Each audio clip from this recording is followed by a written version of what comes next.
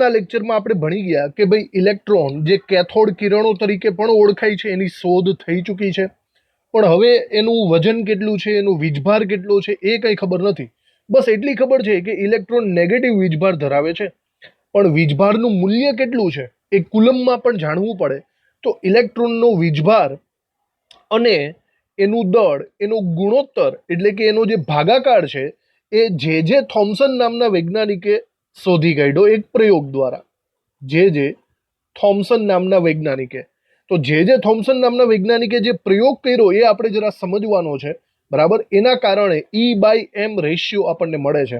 અને સીધી વાત છે, જો તમને વીજભારના છેદમાં દળ ગુણોત્તર મળી જતો હોય તો એના દ્વારા મને વીજભારનો પણ આઈડિયા આવી જશે અને સાથે સાથે એના દળનો પણ આઈડિયા આવી જશે, ઇલેક્ટ્રોનનું દળ કેટલું અને ઇલેક્ટ્રોનનો વીજભાર કેટલો. તો જે થોમ્સને જે પ્રયોગ કરેલો છે એ આપણે જસ્ટ જોઈ લઈએ, પછી આગળ વાત કરીએ. જે થોમ્સને જે પ્રયોગ કરેલો છે તે કેથોડ કિરણો નળી સાથે મળતો સળતો આવે છે, બરાબર. જુઓ, આવી જ કંઈક રચના આપણે કેથોડ કિરણ નળીની અંદર પણ કરેલી હતી, પણ અહીંયા થોડુંક સેટઅપ બદલી નાખ્યું છે. બરાબર રીતે જુઓ તો અહીંયા કેથોડ અને એનોડ તરીકે બે પ્લેટો એવી રીતે જ રાખેલી છે. હાઈ વોલ્ટેજનું જનરેટર એટલે કે બેટરી પણ એ જ રાખી છે. નવી સિચ્યુએશન શું છે, અહીંયા તમે નવી સિચ્યુએશન તરીકે જુઓ તો અહીંયા ઉપરની તરફ ઇલેક્ટ્રિકલ વીજભાર ધરાવતી બે પ્લેટો મૂકેલી તમને દેખાશે. ઉપર નીચે ઇલેક્ટ્રિકલ વીજભાર ધરાવતી પ્લેટો પ્લસ અને માઇનસ છેડો ઉપર નીચે દર્શાવેલો છે, મૂકેલો છે. અને એને લંબ સ્વરૂપે ચુંબકીય ગોઠવણી કરી છે. જોજો, લંબ સ્વરૂપે પેલું ઉપર નીચે છે અને આ આગળ પાછળ છે. આવી રીતે ઇલેક્ટ્રિકલ ક્ષેત્ર ઉપર નીચે છે અને ચુંબકીય ક્ષેત્ર આગળ પાછળ છે. એકબીજાને 90 ડિગ્રી એટલે કે લંબ સ્વરૂપે એની ગોઠવણી કરી છે, બરાબર. હવે મારી વાત ધ્યાનથી સાંભળજો. અહીંયા પાછળની સાઈડ, આ જે પાછળનો એરિયા તમને દેખાય છે ને, એ સાઈડ અહીંયા પ્રસ્ફુરણ પડદો લગાવેલો છે, જેનાથી તેમાં ધાબા અથવા તો આપણે એમ કહી શકીએ ડાઘા થઈ જશે. જ્યાં કેથોડ કિરણો પડશે ત્યાં ડાઘ લાગી જશે, એટલે આપણને ખબર પડશે કે કેથોડ કિરણો એકદમ સીધા જાય છે, ઉપર તરફ વળી જાય છે કે નીચે તરફ વળી જાય છે. ઓકે. હવે જેવું મેં બેટરીમાંથી સ્વિચ ઓન કરીને પાવર સપ્લાય ઓન કરી તો જોજો બરાબર, મને અહીંયા 3 પ્રકારની પોસિબિલિટી દેખાણી, 3 પ્રકારના ધબ્બા દેખાણા. એક, કાં તો આ કેથોડ કિરણ સીધું ચાલ્યું જશે તો બી આવશે, કાં તો કેથોડ કિરણ થોડુંક ઉપર તરફ વળી જશે તો એ આવશે, અને કાં તો કેથોડ કિરણ નીચે તરફ વળી જશે તો તે સી આવશે. સમજ પડી તમને? 3 પોસિબિલિટી અંદર મને દેખાણી છે.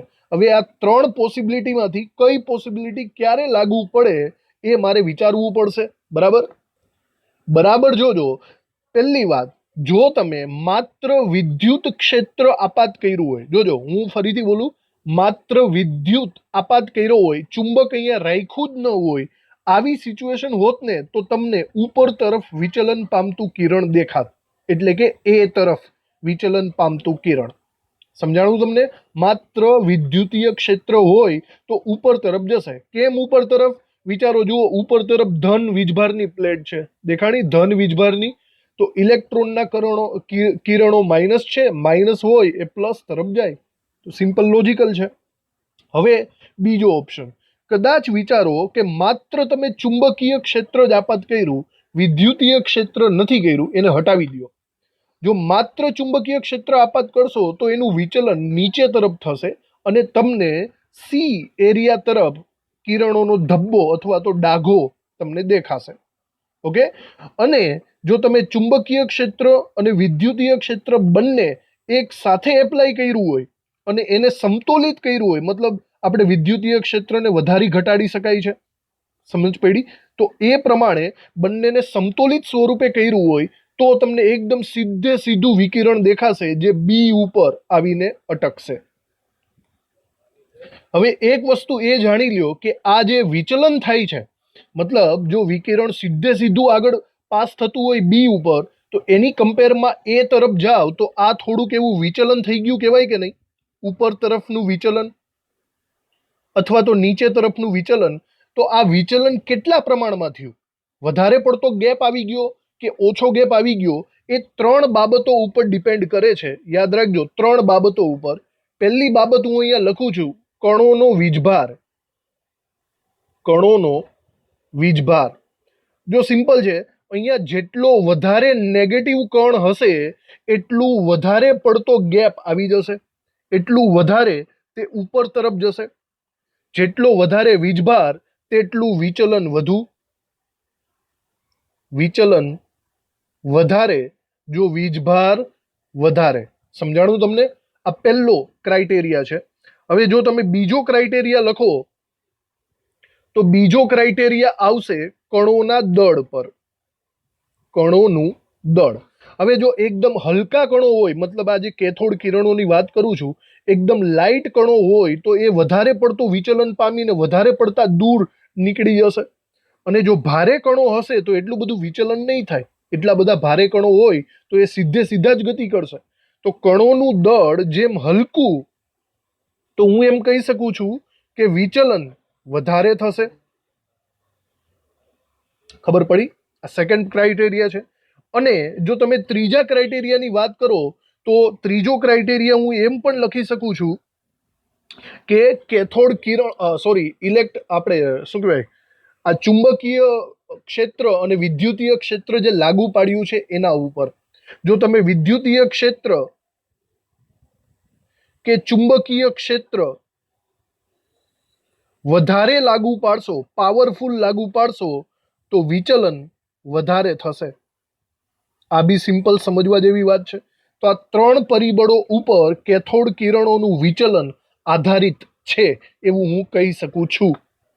આ આખા પ્રયોગ ઉપરથી જે થોમ્સને અહીંયા વિચલન, કેથોડ કિરણોનું વિચલન કેટલું થાય છે એના આધારે ગણતરી કરીને ચાર્જ અપોન માસ રેશિયો આપેલો છે, જેનું મૂલ્ય આપણને ડાયરેક્ટલી આપેલું છે, જે અહીંયા નીચે દર્શાવ્યું છે 1.758820 ગુણ્યા 1011. આપણે યાદ રાખવું પડશે. એનો ગણતરી આપેલી નથી, ડાયરેક્ટલી આપેલું છે, તો આપણે યાદ રાખશું. કુલંબ પ્રતિ કિલોગ્રામ, એકમ સહિત યાદ રાખજો. પ્રતિ કિલોગ્રામ એટલે કે 1 કિલોગ્રામે આટલો વીજભાર આ કેથોડ કિરણો ઇલેક્ટ્રોન્સની અંદર હોય છે. 1.758820 ગુણ્યા 1011. એ આ પ્રયોગ ઉપરથી જાણવામાં આવ્યું છે. તો હમણાં જે વસ્તુ આપણે સમજાવી તે બરાબર રીતે આપણે લખી લઈએ. તમારે આકૃતિ પણ જેવી તેવી દોરી નાખવી પડશે. જુઓ, આકૃતિ પણ અહીંયા આપણે જે ટેક્સ્ટ બુકમાં આપેલી છે એ પ્રમાણે મસ્ત રીતે સારી એવી દોરી નાખો. બરાબર? આ પોઈન્ટ બિંદુઓ ઉપર ખાસ ધ્યાન રાખજો, A, B અને C. અને ઉપરની પ્લેટને ધન વીજભારિત કરવાનું ભૂલતા નહીં. એના ઉપર જ ડિપેન્ડ કરે છે બધું. સમજી ગયા? બરાબર? તો ચલો, આ જે વસ્તુ મેં તમને સમજાવી એ બધું આપણે લખી લઈએ. તો 1897માં જે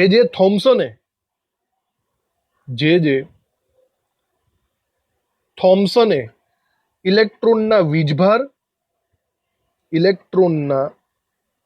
વીજભાર એટલે કે E અને ઇલેક્ટ્રોનનું દળ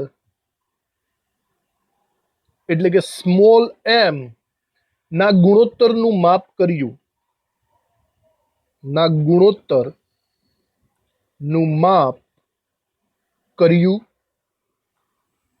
આ માટે એણે કેથોડ કિરણ નળીનો ઉપયોગ કર્યો.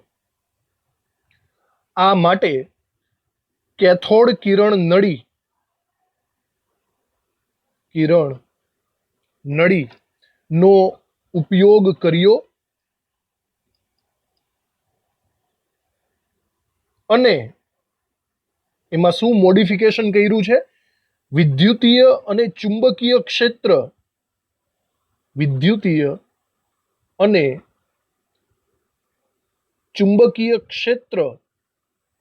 ને એકબીજાને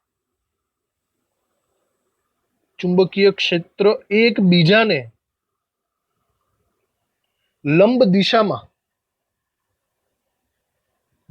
દિશામાં અને ઇલેક્ટ્રોનના માર્ગ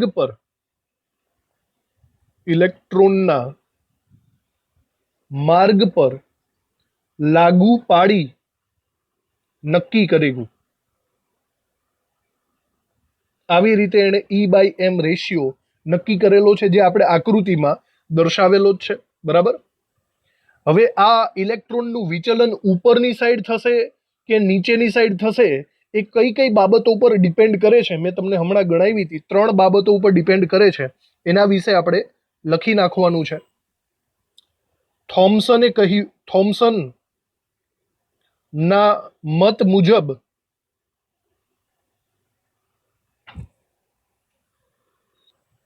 વિદ્યુતીય અને ચુંબકીય ક્ષેત્રની હાજરીમાં ચુંબકીય ક્ષેત્રની હાજરીમાં કેથોડ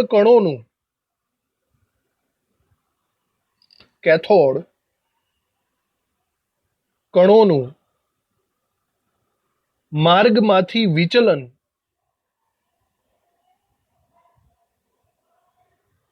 નીચેની બાબતો પર આધાર રાખે છે. નીચેની બાબતો પર આધાર રાખે છે. 3 બાબતો છે જેને આપણે બરાબર રીતે સમજવાની છે, બરાબર. ચલો, પહેલી બાબત વિશે આપણે અહીંયા લખીએ. ફર્સ્ટ બાબત તો એ છે કણો પરનો વીજભાર. કણો પરનો વીજભાર. કણ પરનો વીજભાર જેટલો વધારે હશે એટલું વિચલન વધારે હશે, એવું આપણે કહી શકીએ. તો કણો પરનો વીજભાર જેટલો વધારે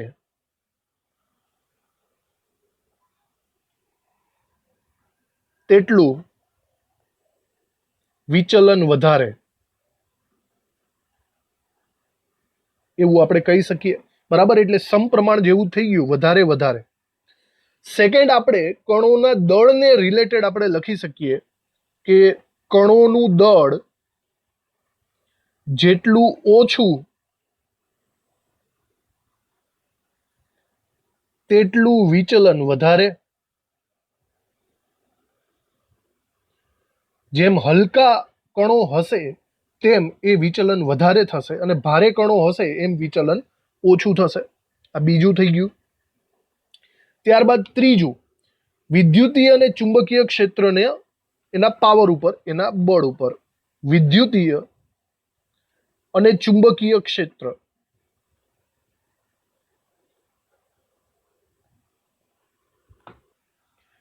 આ બંનેના વધારા સાથે, મતલબ એમાં બંનેમાં પ્રકાર પાડી દઈએ. વિદ્યુતીય ક્ષેત્રમાં વધારે વોલ્ટેજથી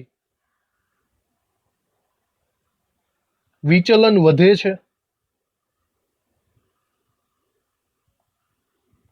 અને એવી જ રીતે આપણે એમ કહી શકીએ છીએ કે ચુંબકીય ક્ષેત્રની પ્રબળતા વધે, ચુંબકીય ક્ષેત્રની વધારે પ્રબળતાથી વિચલન વધે છે, ગેપ વધારે થશે. ઓકે, તો આ 3 બાબતો જેના ઉપર વિચલન ડિપેન્ડ કરે છે.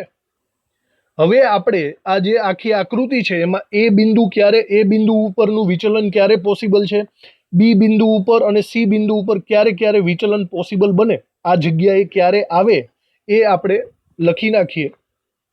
તો એક નવા મુદ્દામાં લખવાનું છે, જ્યારે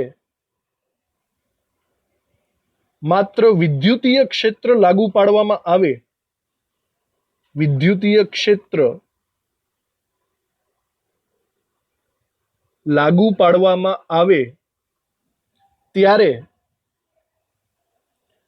ઇલેક્ટ્રોન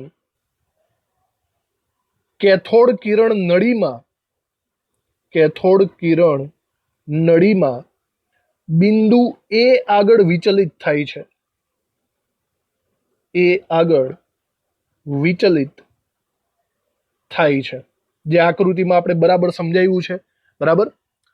હવે આપણે બીજી વાત પણ કરી લઈએ ચુંબકીય ક્ષેત્રવાળી. જો માત્ર ચુંબકીય ક્ષેત્ર લાગુ પાડવામાં આવે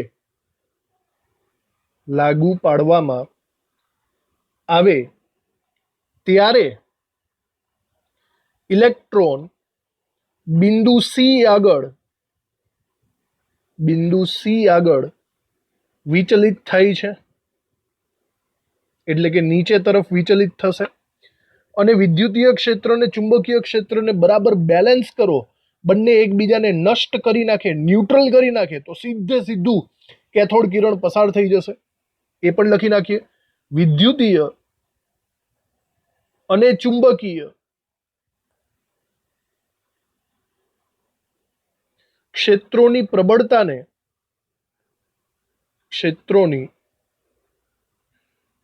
પ્રબળતાને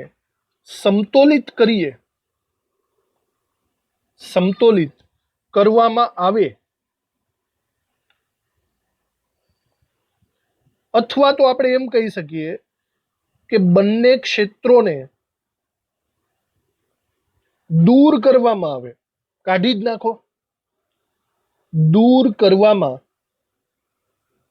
આવે ત્યારે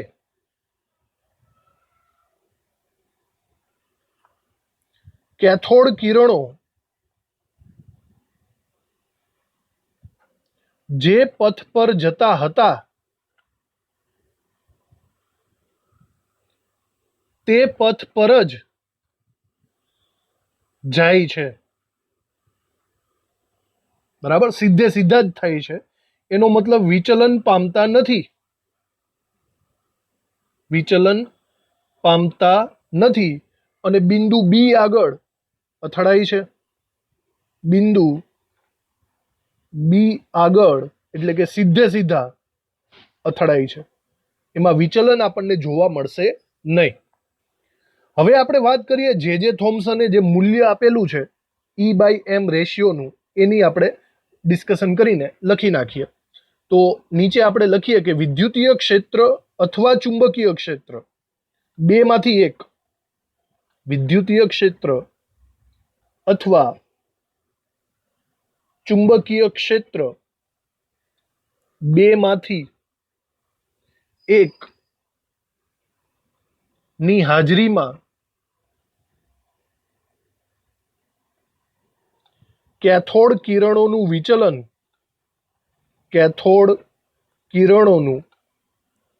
વિચલન નો અભ્યાસ કરીને જે થોમ્સને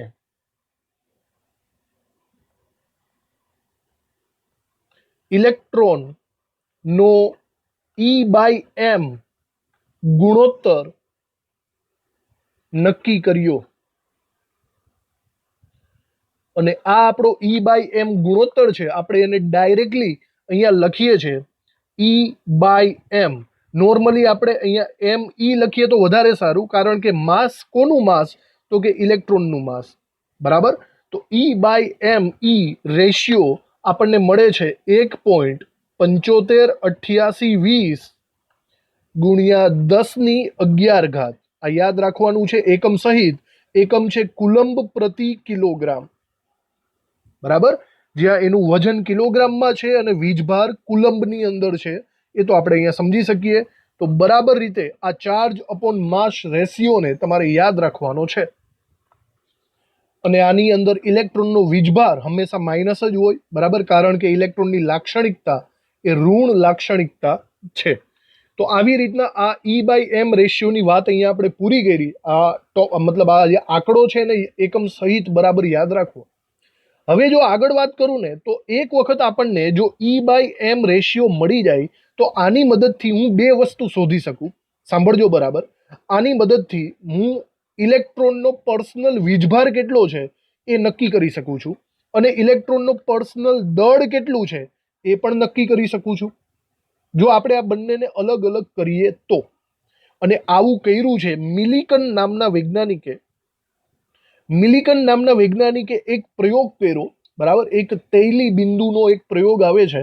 એ પ્રયોગ માત્ર તમને જાણકારી પૂરતો જ આપ્યો છે, તો આપણે જરાક સમજી લેશું બરાબર રીતે. અને એના દ્વારા મિલિકને શું કર્યું છે, મિલિકને ઇલેક્ટ્રોનનો વીજભાર નક્કી કરી નાખ્યો. એનું દળ નહીં, પણ શું નક્કી કરી નાખ્યું છે? વીજભાર. અને એને પ્રયોગ દ્વારા નક્કી કરી નાખ્યું કે ભાઈ ઇલેક્ટ્રોનનો જે વીજભાર છે ને એ વીજભાર એ 1.6022 ગુણ્યા 10⁻⁻19 કુલમ છે. આવું એણે પ્રયોગ દ્વારા સાબિત કર્યું. હમણાં આપણે જોઈશું. બરાબર. મારો કહેવાનો મતલબ એમ છે કે તમને E/m ખબર છે, 1.758820 ગુણ્યા 10⁻11. તમને ઈ પણ ખબર છે, તો સીધી વાત છે, તમને એમ તો ખબર પડી જ જાય ને. નાની એવી ગણતરી કરો, ઇલેક્ટ્રોનનું દળ પણ નક્કી થઈ જશે. બરાબર. અને આવી રીતે આપણે ઇલેક્ટ્રોનનું દળ પણ નક્કી કરી શકીએ છીએ. ઇલેક્ટ્રોનનું દળ આવશે 9.1094 ગુણ્યા 10⁻31 કિલોગ્રામ. સમજાણું? તો E/m રેશિયોની મદદથી તમે ઈ અને એમ બંનેને સેપરેટ કરી શકો છો. પણ એના માટે મિલિકનનું યોગદાન ખરેખરું છે. મિલિકને જે ડ્રોપલેટ વાળો પ્રયોગ કર્યો છે એના દ્વારા આપણને ઇલેક્ટ્રોનનો વીજભાર ખબર પડવાની છે. તો ચલો હવે આપણે એ મિલિકનના પ્રયોગની વાત કરી લઈએ. તો હવે આપણે નેક્સ્ટ ટોપિક લઈ લઈએ, ઇલેક્ટ્રોન પરનો વીજભાર. અને આને સમજવા માટે તમારે મિલિકન નો તૈલી બિંદુનો પ્રયોગ સમજવો પડે. તૈલી બિંદુનો પ્રયોગ. બરાબર. આ પ્રયોગ દ્વારા આપણને ખબર પડશે કે ઇલેક્ટ્રોન પરનો વીજભાર કેટલો થાય છે. જો કે આ પ્રયોગ તમને સાઈડમાં રાખેલો છે. બરાબર. એ આપણે બહુ કંઈ જરૂરી નથી, પણ આપણે એને બરાબર રીતે સમજી લઈએ. લખશું નહીં, પણ મિલિકનનો તૈલી બિંદુનો પ્રયોગ પહેલા સમજી લેવો જરૂરી છે. તો રોબર્ટ મિલિકન નામનો વૈજ્ઞાનિક છે, એણે ઓઇલ ડ્રોપ એક્સપેરિમેન્ટ તૈલી બિંદુનો પ્રયોગ કર્યો હતો. એનું સાધન તમારી સામે આપેલું જ છે. પહેલા હું સાધનના જુદા જુદા પાર્ટ્સને સમજાવી દઉં કે કયો પાર્ટ્સ ક્યાં આવેલો છે. બરાબર. ખાલી જાણકારી પૂરતું છે. આની અંદર સૌથી પહેલા વાત કરું તો આ બે પ્લેટો ઉપર નીચે તમને દેખાય છે. આ બંને પ્લેટો એ વીજભારિત પ્લેટો છે. ધન વીજભારિત પ્લેટ ઉપર તરફ રાખેલી છે અને ઋણ વીજભારિત પ્લેટ નીચે તરફ રાખેલી છે, જેને હાઈ વોલ્ટેજ બેટરી સાથે જોડેલી છે. એની સાથે સાથે એક અહીંયા પદાર્થ કંઈક આપેલો છે. એ પદાર્થને એટોમાઇઝર નામ આપેલું છે. આ એટોમાઇઝર શું કરશે? તેલ છે ને, તેલ આની અંદર ભરેલું હોય. આને જેવું આને પ્રેસ કરશે એટલે તેલના નાના નાના કણો, એકદમ આપણે એમ કહેવાય ને ઝાકળ જેવડા કણો તેલના આની અંદર આવશે, એકદમ નાના નાના. હવે આ જે ધન વીજભારિત પ્લેટ છે એની વચ્ચે એક કાણું રાખેલું છે, જોઈ લો, છે કે નહીં? તો આ જે તેલ છે એ નાના કાણામાંથી નીચે ધીમે ધીમે ધીમે ધીમે ધીમે નીચે પડવા માંડશે. હવે નીચે શું કામે પડે? સીધી વાત છે ભાઈ, નીચે શું કામ પડે? ગુરુત્વાકર્ષણ બળ હોય તો પડે. મતલબ જેટલો વજન વધારે એટલું ફટાફટ નીચે પડશે, જેટલો ઓછો વજન છે એટલું ધીમે ધીમે નીચે પડશે. આવી રીતે ઓઇલના કણો ધીમે ધીમે નીચે તરફ જશે. પણ જેમ જેમ નીચે જશે ને એમ રસ્તામાં આપણે એક બીજી વસ્તુ રાખેલી છે. રસ્તામાં આપણે અહીંયા દેખાય છે એમ એક ટેલિસ્કોપ રાખેલું છે. ફિઝિક્સની અંદર ટેલિસ્કોપ આવતું હોય. અને સામેની સાઈડ એક્સરે વિકિરણો રાખેલા છે. એક્સરે માંથી વિકિરણો આપાત થશે એકદમ સીધા, અને ટેલિસ્કોપ દ્વારા એનું માપન થશે. એના દ્વારા મને ખબર પડશે કે આ જે તૈલી બિંદુના કણો છે એની સાઇઝ કેટલી છે, એ નીચે તરફ આવે છે તો એની સાઇઝ કેટલી છે એ આપણને ખબર પડી જશે. તો આવો એક આખો સેટઅપ ગોઠવેલો છે મિલિકનના ઓઇલ ડ્રોપ એક્સપેરિમેન્ટની અંદર. બરાબર. હવે જો પ્રેક્ટિકલ આપણે સ્ટાર્ટ કરીએ તો એટોમાઇઝરમાંથી પહેલાં તો આપણે ઓઇલનું આપણે અંદર સ્પ્રે કરીએ. તો જેવો ઓઇલને અંદર સ્પ્રે કર્યો એમ તૈલી બિંદુઓ ધીમે ધીમે ધીમે ધીમે નીચે તરફ પડવા માંડ્યા. સમજાણું? અને હવે શું કરવાનું? હવે વિચારજો, આ એટોમાઇઝરની અંદર હવા તો હશે કે નહીં? હવાના કણો. તો અંદર હવાના કણો પણ છે અને તૈલી બિંદુ પણ છે. જેવું તમે એક્સરે વિકિરણ આપાત કરશો એટલે એક્સરે વિકિરણ શું કરશે? આ હવામાંથી, હવા સાથે પ્રક્રિયા કરીને એમાંથી ઇલેક્ટ્રોન્સ મુક્ત કરશે. બરાબર. જેવા ઇલેક્ટ્રોન મુક્ત થાય એ ઇલેક્ટ્રોન તૈલી બિંદુઓ દ્વારા સ્વીકારાશે. એટલે કે એવું વિચારો કે તૈલી બિંદુઓ હવે કેવા થઈ ગયા? ઋણ વીજભારિત થઈ ગયા. સમજ પડી તમને? હવે વિચારો, જો તૈલી બિંદુઓ ઋણ વીજભારિત થઈ જતા હોય તો એ પ્લસ તરફ આકર્ષાય કે નહીં? અને આપણા પ્રયોગ પ્રમાણે પ્લસ વીજભારિત પ્લેટ ઉપર તરફ હતી. તો મારો કહેવાનો મતલબ એમ છે, જેમ તૈલી બિંદુઓ નીચે તરફ જશે તો નીચે તરફ એને ગુરુત્વાકર્ષણ બળ ખેંચશે, અને વળી પાછા એ માઇનસ વીજભારિત છે તો એ ઉપર તરફ પણ ખેંચાશે. ઉપર તરફ શા માટે ખેંચાય? કારણ કે ઋણ વીજભારિત થઈ ગયા, કારણ કે હવાના જે ઇલેક્ટ્રોન છે એ તૈલી બિંદુઓએ સ્વીકારી લીધા. તો બંને ઓપોઝિટ એટ્રેક્શન થવા માંડ્યું છે. નીચે તરફ પણ જશે અને અમુક થોડોક એવો પોર્શન ઉપર તરફ પણ આકર્ષાઈ જશે, કારણ કે પોઝિટિવ પ્લેટ ઉપર તરફ છે, પોઝિટિવ એ ઋણને આકર્ષી લે છે. તો અહીંયા બે પ્રકારના બળોનું સંતુલન થાય છે. એક નીચે તરફ ગ્રેવિટેશનલ એટલે કે ગુરુત્વાકર્ષણ બળ, અને ઉપર તરફ ઇલેક્ટ્રિકલ બળ, માઇનસ અને પ્લસ વાળું બળ. સમજી ગયા તમે? આ બંને પ્રકારના બળોનું કોમ્બિનેશન કરીને એની ગણતરી કરીને આ મિલિકન નામના વૈજ્ઞાનિકે ઇલેક્ટ્રોન પરનો વીજભાર નક્કી કર્યો હતો. બરાબર? આની નાની એવી ગણતરી જે એને કરેલી હશે એના પરથી ઇલેક્ટ્રોનનો વીજભાર નક્કી થયો. તો આ જે આખો પ્રયોગ હતો બસ જાણકારી પૂરતો હતો, બરાબર યાદ રાખજો. એને સાઈડમાં જ લીધેલો છે આપણે, મેં તમને બરાબર રીતે સમજાવી દીધો. હવે આપણે આને રિલેટેડ જે લખાણ છે એ લખી નાખીએ. આની અંદર પહેલા મુદ્દાની અંદર લખીએ, મિલિકન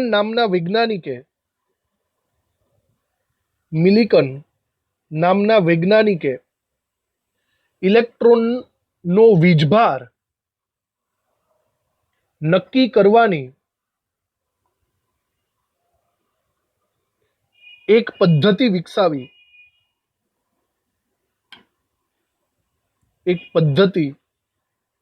વિકસાવી જે તૈલી બિંદુ પદ્ધતિ તરીકે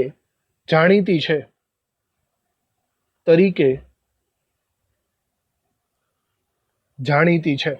બરાબર? તેને માલુમ પડ્યું કે આ પ્રયોગ ઉપરથી તેને માલુમ પડ્યું કે ઇલેક્ટ્રોન પરનો વીજભાર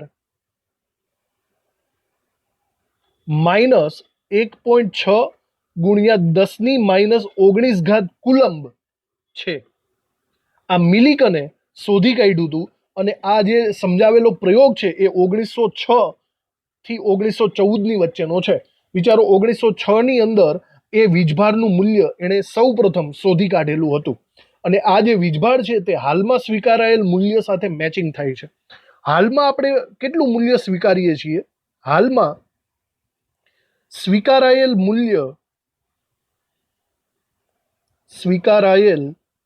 મૂલ્ય એ -1.6022 × 10⁻⁹ કુલમ છે.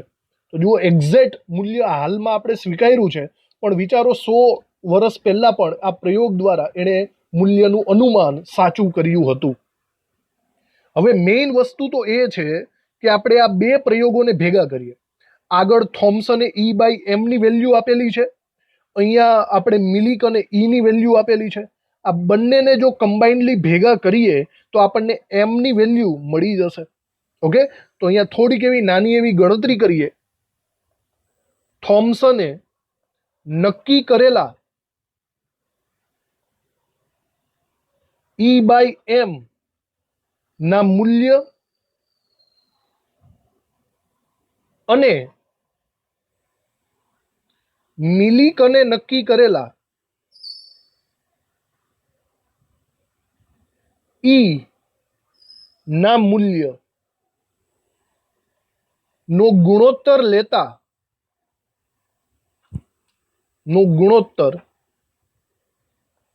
લેતા ઇલેક્ટ્રોનનું દળ m મળે છે. તો આપણને ઇલેક્ટ્રોનનું દળ મળી જશે. એના માટે પહેલા તો મિલિકનના મૂલ્યને આપણે ઉપરની તરફ રાખવો પડશે. બરાબર? તો મિલિકનનું મૂલ્ય E એને ઉપર તરફ રાખો, અને એના છેદમાં થોમ્સનનું મૂલ્ય E/m ને રાખો. તો સ્પષ્ટ છે, અહીંયા E ઉડી જાય અને છેદનો છેદ ઉપર તરફ આવી જશે. એટલે કે આવી રીતે મને ઇલેક્ટ્રોનનું દળ મળી જશે. તો વિચારો, સૌથી પહેલા વેલ્યુ લખીએ આપણે. ઇલેક્ટ્રોનનું વીજભારનું મૂલ્ય આપણે ઉપર લખીએ કે 1.6022 × 10⁻⁹ કુલમ, અને એના છેદમાં આપણે E/m ની વેલ્યુ લખી નાખીએ તો 1.758820, હમણાં આગળ આવ્યું છે તે જ ગુણ્યા 10⁻11 કુલંબ પ્રતિ કિલોગ્રામ, કુલંબ કિલોગ્રામ ઇનવર્સ લખીએ તો કુલમ કુલમ ઉડી જશે અને કિલોગ્રામ ઇનવર્સ ઉપર આવશે તો કિલોગ્રામમાં કન્વર્ટ થઈ જશે. આ બંનેનો જો ભાગાકાર કરવામાં આવે તો આપણને એક્ઝેક્ટ વેલ્યુ મળે છે 9.1094 ગુણ્યા 10⁻31 અને આ ભાઈ ઇલેક્ટ્રોનનું દળ અથવા તો વજન કહેવાશે. સમજાણું? આવી રીતે ઇલેક્ટ્રોનનો વીજભાર મળી ગયો, ઇલેક્ટ્રોનનું દળ મળી ગયું અને E/m નો રેશિયો પણ મળી ગયો. બરાબર, આ પ્રયોગ ઉપરથી. તો આવી રીતે આ આખો પ્રયોગ મતલબ આખી વાત અહીંયા આપણે ફિનિશ કરીએ છીએ. આ મૂલ્યોને ખાસ તમારે યાદ રાખવાના છે. તો ઇલેક્ટ્રોનની શોધ એના વિશેનું બધું આપણે જોઈ લીધું. હવે આપણે પ્રોટોન અને ન્યુટ્રોનના શોધની વાત કરવાની છે.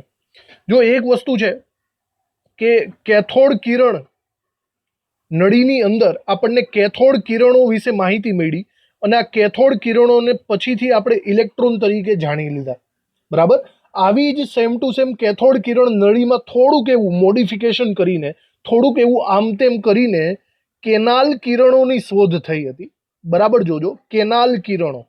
અને આ કેનાલ કિરણો ઉપરથી આપણને પ્રોટોન મળેલો છે. પ્રોટોનની શોધ કરવા વાળો વૈજ્ઞાનિક હતો ગોલ્ડસ્ટીન, અથવા એને ઘણી બધી વાર ગોલ્ડસ્ટાઇન નામના વૈજ્ઞાનિક તરીકે પણ ઓળખવામાં આવે છે. તો એણે પ્રોટોનની શોધ કરી હતી, એની લાક્ષણિકતા હતી, એ બધી ડિસ્કશન આપણે હમણાં કરીએ. અને એની સાથે સાથે ચેડવિક નામના વૈજ્ઞાનિકે ન્યુટ્રોનની શોધ કરી હતી. એમાં એણે કંઈક અલગ પ્રયોગ કર્યો હતો, બેરેલિયમના રોડ વાળો. તો આ બધી ડિસ્કશન આપણે પહેલા બરાબર રીતે કરી લઈએ. તો જુઓ, આકૃતિમાં દર્શાવેલું છે એ પ્રમાણે આ કેથોડ કિરણ નળી છે. એની અંદર કેથોડ કિરણો એ ઋણ વીજભારિત હોય છે. સિમિલર આપણે એનોડ કિરણો અથવા તો કેનાલ કિરણો લઈશું જેને આપણે ધન વીજભારિત કહીશું. આની શોધ આપણે ગોલ્ડસ્ટાઇન નામના વૈજ્ઞાનિકે કરી હતી. બરાબર, ઇગોન ગોલ્ડસ્ટાઇન નામના વૈજ્ઞાનિકે આ એનોડ રેઝની શોધ કરી હતી. એમાં એણે એક અલગ વસ્તુ કરી હતી. એણે કેથોડ કિરણ નળીમાં જે કેથોડ વપરાય છે એ કેથોડ કંઈક અલગ ટાઈપનો લીધેલો હતો. એ પરફોરેટેડ કેથોડ તરીકે ઓળખાય છે. હવે જોજો, પરફોરેટેડ કેથોડ તરીકે એટલે કે આ જે કેથોડ હતો ને એ છિદ્રવાળો હતો અને સ્પેશિયલી મટીરિયલ એના ઉપર લગાવેલું હતું. વાત બરાબર સમજવાની કોશિશ કરજો કે નોર્મલી આપણા જે કિરણો છે, કેથોડ કિરણો, એ કેથોડ ઉપરથી ઉદ્ભવે છે. તો ઇલેક્ટ્રોન્સ છે ને, ઇલેક્ટ્રોન્સ સામેની સાઈડ ગતિ કરતા હતા. પણ આ ગોલ્ડસ્ટાઇને એક વસ્તુની નોંધ એ પણ કરી કે ઇલેક્ટ્રોન વિરુદ્ધ દિશામાં ગતિ કરે છે અને તેની ઉલટી દિશામાં અમુક ધન વીજભારિત કણો પણ ગતિ કરે છે જે એકદમ ગ્લોવિંગ એટલે કે ચમકતા હોય છે.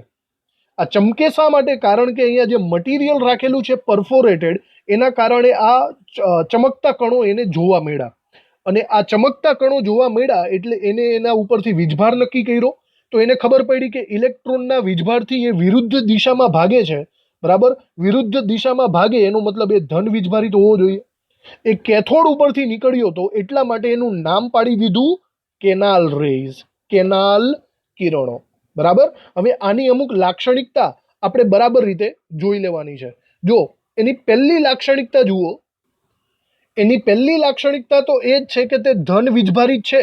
બરાબર, અને આમાં મેઇનલી વાત એ છે જે કેથોડ કિરણો હતા ને એ વાયુના સ્વભાવ ઉપર આધારિત નહોતા. પણ આ બધા છે ને, આ પ્લસ વીજભારિત કણો એ વાયુના સ્વભાવ પર આધારિત છે. સ્વભાવ પર આધારિત જોવા મળ્યા. બરાબર, મેઇનલી એ વાયુના જેવા જ હતા. સાદા ધન વીજભારિત વાયુ, સાદા ધન વીજભારિત વાયુના આયનો જેવા જોવા મળ્યા. દાખલા તરીકે એકદમ સાદામાં સાદો અહીંયા આપણે વાત કરીએ તો સાદામાં સાદો હાઇડ્રોજન આયન આપણે કહી શકીએ તો H+ આયન જેવા આ કણો જોવા મળ્યા. અને આવા H+ આયનોના કણોને આપણે પાછળથી પ્રોટોન એવું નામ આપેલું છે. બરાબર, હવે આવા જે ધન વીજભારિત કણો હતા એનો વીજભાર શોધવાનો પ્રયત્ન કર્યો તો આ વીજભાર ઇલેક્ટ્રોનના વીજભાર જેટલો જ મળ્યો, 1.6 ગુણ્યા 10⁻19 કુલમ. બરાબર, પણ એનો વીજભાર માઇનસની જગ્યાએ પ્લસ મળ્યો. તો એક વસ્તુ તો કન્ફર્મ થઈ કે જે ઇલેક્ટ્રોન છે એના કરતાં પ્રોટોન વિરુદ્ધ વીજભાર ધરાવે છે, પણ છે વીજભારનું મૂલ્ય એના જેટલું જ. ઇલેક્ટ્રોન માઇનસ છે જ્યારે પ્રોટોન પ્લસ છે, બાકી એનું મૂલ્ય તો એ જ થશે 1.6 ગુણ્યા 10⁻19 ઘાત. બીજું, એના વજનની વાત કરી, એના દળની શોધ કરીને તો એનું દળ ઇલેક્ટ્રોન કરતાં ઘણું બધું વધારે મળ્યું. ઇલેક્ટ્રોન કરતાં આનું દળ ખૂબ જ વધારે મળ્યું, જે હતું 1.67 ગુણ્યા 10⁻24 ઘાત. તમે યાદ કરો, તમે ઇલેક્ટ્રોનનું દળ કેટલું જોયું હતું? ઇલેક્ટ્રોનનું દળ 10⁻31 ઘાત કિલોગ્રામ હતું. જો એને ગ્રામમાં ફેરવીએ તો 10⁻28 ઘાત થાય. તો જુઓ, ઇલેક્ટ્રોનનું વજન 10⁻28 ઘાત અને પ્રોટોનનું વજન 10⁻24 ઘાત, લગભગ 10,000 ગણો ફરક પડ્યો. તો એનો મતલબ એમ થયો કે પ્રોટોનનું વજન ઇલેક્ટ્રોન કરતાં ખૂબ જ વધારે છે. ઇલેક્ટ્રોનનું વજન નેગ્લેજિબલ એટલે કે તેને અવગણી શકાય એટલું થઈ ગયું હતું. તો આ જે ડિસ્કશન કરી પ્રોટોન વિશેની, એ પ્રોટોન વિશેની ડિસ્કશન આપણે અહીંયા લખી નાખીએ. વૈજ્ઞાનિકનું નામ છે ગોલ્ડસ્ટાઇન. ગોલ્ડસ્ટાઇને ફેરફારવાળી કેથોડ કિરણ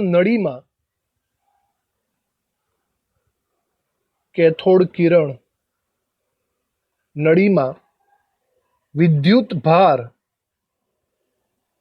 કરતા ધન વીજભાર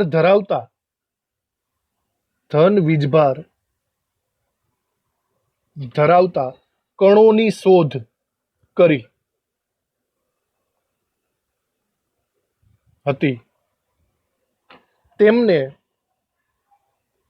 કેનાલ કિરણો નામ આપ્યું. કેનાલ કિરણો તરીકે ઓળખવામાં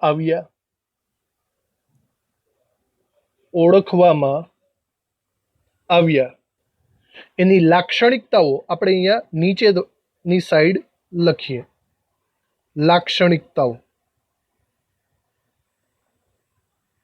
મેં હમણાં જે ડિસ્કસ કરી એ પ્રમાણે એની લાક્ષણિકતાઓ. ચલો, પહેલી લાક્ષણિકતાની જો વાત કરીએ આપણે તો લખીએ, કેથોડ કિરણોથી તે વિપરીત છે. કેથોડ કિરણોથી વિપરીત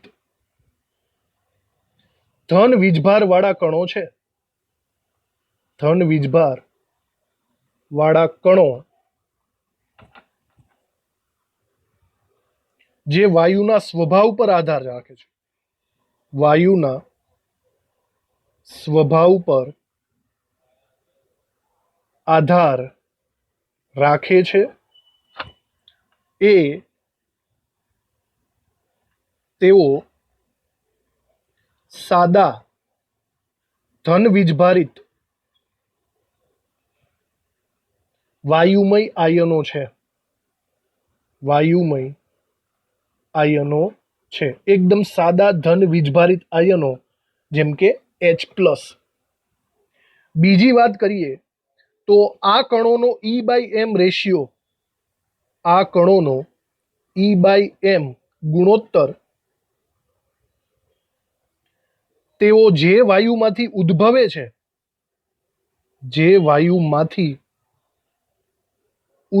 છે તેના પર આધાર રાખે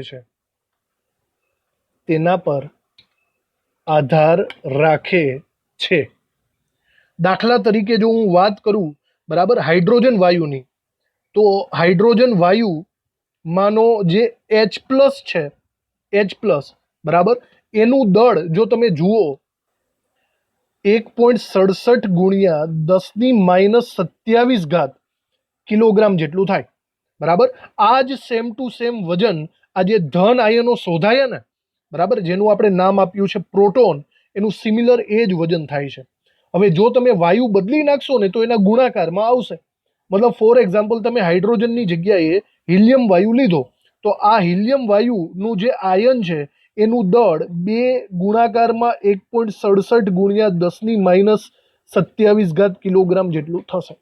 મતલબ સાદામાં સાદો ધન આયન H+ એ જ પ્રોટોન છે. સમજાણું તમને? આવી રીતે ગણતરી કરી. ત્રીજી વાત લખીએ તો ચુંબકીય ક્ષેત્ર અને વિદ્યુતીય ક્ષેત્રમાં ચુંબકીય અને વિદ્યુતીય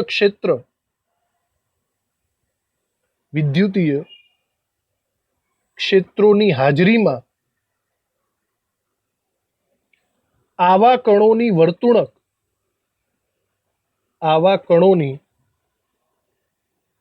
વર્તુણક ઇલેક્ટ્રોન કરતા વિપરીત જોવા મળે છે. સીધી વાત છે. જો ઇલેક્ટ્રોન ધન વીજભારિત પ્લેટ તરફ આકર્ષાતો હોય તો સીધી વાત છે આ કણો એ તો પ્લસ છે, તો એ ઋણ વીજભારિત પ્લેટ તરફ આકર્ષાશે, મતલબ એ ઊંધા ચત્તું થઈ જશે. છેલ્લે આપણે એક વસ્તુ લખીએ કે સૌથી નાનો અને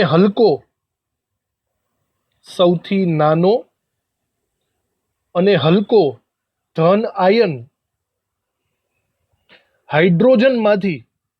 હાઇડ્રોજન H2 માંથી મેળવાયો હતો,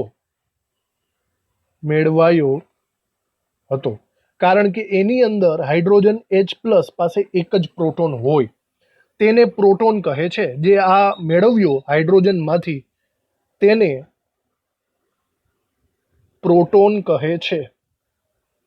ઓકે, એને આપણે હવે P+ ના નામે ઓળખશું.